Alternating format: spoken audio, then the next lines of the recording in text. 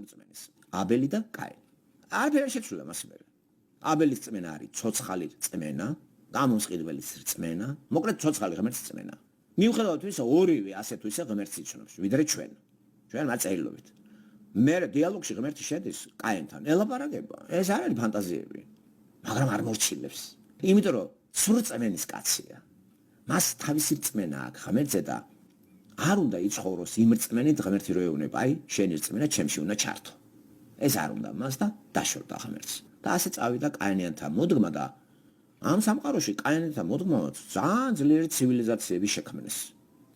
რამდენი არის დღეს იესო ქრისტეს სახელით საქართველოში და ევროპაში? ხო არა, განსაკუთრებით მართლმადიდებელი. ხო არის რა, უბრიზა ჩვენისა ამინ. ჩვენ გიყალობ ღმერთობა, ჩვენი წმინდანები ამინ. ამინ ამინ ამინ ამინ ამინ ამინ დებილებივით. ამინ ამინ ამინ ამინ Facebook-ში ამინ ამინ ამინ ამინ ამინ ამინ ამინ არც იციან სიტყვა ამინი რას ნიშნავს.